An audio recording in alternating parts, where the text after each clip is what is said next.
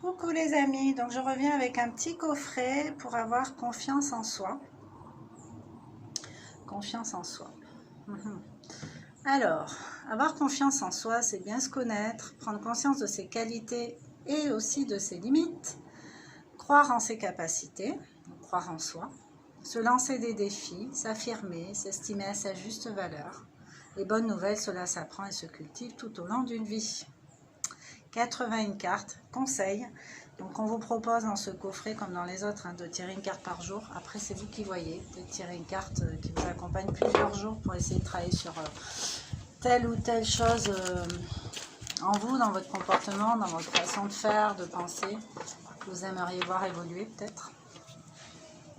Donc voilà, on va tirer quelques cartes, on en parle, faites-le pour vous. Bon, si vous avez extrêmement confiance en vous, tant mieux, j'ai envie de vous dire. Écrivez en commentaire comment vous faites, peut-être votre cheminement, vos astuces. C'est intéressant de partager toujours. Donc voilà, allez, une carte. Deux même. Je respecte la personne que je suis avec toutes ses facettes. Voilà, une des clés. Nous nous infligeons souvent des mauvais traitements que nous ne ferions subir à personne d'autre.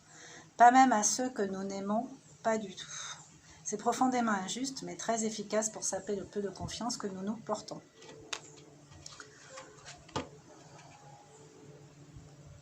Comment vous accueillez ça? Je vous relis la phrase, fermez les yeux si vous voulez. Je respecte la personne que je suis avec toutes ses facettes. C'est vrai que des fois on est très très dur avec soi-même et on ne le serait pas forcément avec d'autres. Pas à ce point, donc... Des fois, c'est bien aussi de savoir d'où ça vient, hein, parce qu'on a beaucoup de blessures de l'enfance qui sont encore là en tant qu'adultes. Donc, si on a eu des parents super exigeants, avec nous, mais aussi, ça peut être des parents qui ont été super exigeants avec eux-mêmes. Et du coup, on ne se sentait pas à la hauteur, on se trouvait moins bien que les autres, ou un frère ou une sœur excellent partout, et puis nous, on était un peu moins dans l'intellect, un peu plus dans la créativité par exemple, ça peut engendrer un sentiment de, surtout si les valeurs familiales se tournent autour du paraître et de faire comme ci et comme ça et pas autrement, que c'est mieux d'être comme ci, comme ça, enfin... Essayez de voir d'où ça vient et si ça vous appartient vraiment. Ce n'est pas des croyances que vous avez adoptées en cours et qui au final ne vous conviennent pas du tout, qui ne sont pas faites pour vous en fait. Donc je m'accorde le droit de devenir chaque jour davantage ce que je suis vraiment. Le seul vrai chemin d'épanouissement, c'est ce lent voyage vers le centre de soi-même, là où s'exprime et se développe notre être vrai. Tout ce qui nous éloigne doit être rejeté. Et encore accueillir ces phrases. Je m'accorde le droit de devenir chaque jour davantage ce que je suis vraiment, mais c'est un long cheminement de toute façon d'être humain, tout simplement. Des fois ça prend du temps de se sentir vraiment bien avec soi, des fois ça va vite. On a tous des parcours différents, on est tous uniques, et c'est ce qui fait la beauté du monde. Surtout ne pas essayer de ressembler aux autres. C'est une perte de temps pour tous. Alors, je transforme mon manque de confiance en qualité. Ceux qui manquent de confiance en eux sont volontiers réservés, timides, discrets. Ils savent conserver leur neutralité et ne pas prendre parti. Autant de traits qui peuvent devenir des qualités s'ils savent les utiliser. Ils deviennent par exemple de bons médiateurs lorsque deux personnes sont en conflit. Ouais, moi je suis une ancienne timide. Alors ça ne veut pas dire qu'aujourd'hui je vais monter sur une scène, prendre le micro et voilà. Mais je me sens plus légitime, donc du coup j'aurais moins de mal à faire ça en fait. Ouais. Mais c'est pas pour ça que j'aime bien les conflits. C'est vrai que souvent je vais servir de médiateur pour un conflit. Ouais. Ou pas. Parce que des fois le comportement des autres nous ramène à notre propre comportement en pareille circonstance.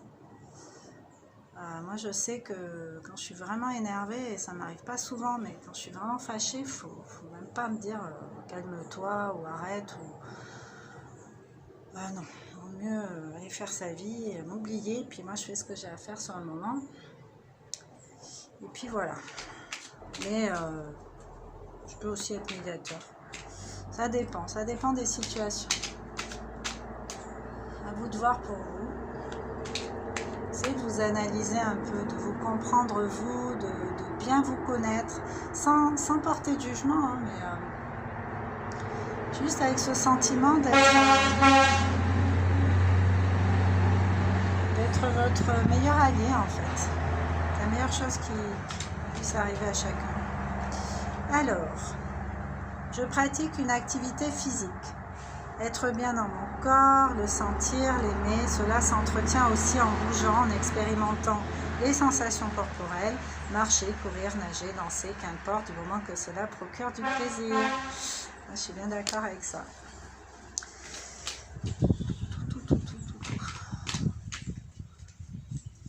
Tout ce qui vous attire en tout cas. Une dernière.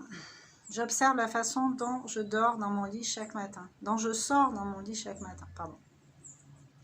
Mais quand on dort, on a du mal à s'observer. Comme si on fait des voyages astral conscients. Alors, trêve de plaisanterie. J'observe la façon dont je sors de mon lit chaque matin. En règle générale, nous avons une façon bien précise de nous lever le matin. Certains jaillissent du lit comme un diable d'une boîte. D'autres ont besoin d'un long moment d'acclimatation. Ces gestes automatiques sont révélateurs de notre relation au monde. Celui qui court, peut-être qu'il est pressé, peut-être qu'il se sent à l'aise dans cette société, ou alors c'est le stress qui fait que mais vite, vite, vite, je vais pas avoir le temps, il faut que je me dépêche. Là encore, analysez-vous vous. Celui qui s'étire, qui prend son temps, il prend ce moment-là pour lui, je pense. Enfin, moi, c'est ce que ça m'évoque. Hein. Il n'est pas pressé en fait d'aller rejoindre les autres. Il est bien avec lui déjà au départ. J'ai vu un article il y a longtemps aussi sur la façon de se doucher. Les premières parties quand on va venir mouiller, s'abonner, ça révèle aussi des choses sur nous. Donc en fait la gestuelle, les habitudes, les comportements, tout ça, ça parle de soi évidemment. Parce qu'on est tous différents. Donc voilà quoi. C'est super intéressant. C'est un laboratoire de la Terre. Laboratoire. Voilà, je vous souhaite une bonne pratique pour retrouver confiance en vous. Donc, on vous propose d'observer la façon dont vous sortez du lit chaque matin. De pratiquer une activité physique pour vous sentir bien dans votre corps. Retomber amoureux de votre corps. Je transforme mon manque de confiance en qualité. Donc en fait, ce que les autres appellent le défaut, qualité, c'est encore des projections des autres. Mais moi je prends l'exemple, par exemple, mon petite t'es têtu, t'es un bélier, t'es têtu. Moi je prends ça pour une qualité en fait, parce que moi je dirais plutôt je suis persévérante, je m'accroche, si j'y crois, je laisse pas tomber quoi, je m'accroche. C'est de la persévérance. Si j'aime et que j'y crois, voilà. C'est de la persévérance. Donc voilà, c'est pas aux autres de définir qui vous êtes, c'est à vous de définir qui vous êtes. Je m'accorde le droit de devenir chaque jour davantage ce que je suis vraiment. Donc n'ayez pas peur d'affirmer vos goûts, même s'ils paraissent particuliers. Je sais pas, si vous êtes un homme qui aimait vous déguiser en femme, faites-le. Faites-vous plaisir. Enfin, quoi d'autre? Si vous aimez manger du cornichon avec du Nutella, faites-le.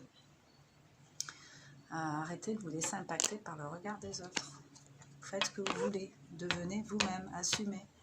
Je respecte la personne que je suis avec toutes ses facettes. Hein, c'est ça. Donc voilà. Bon, je pense que vous avez de quoi travailler.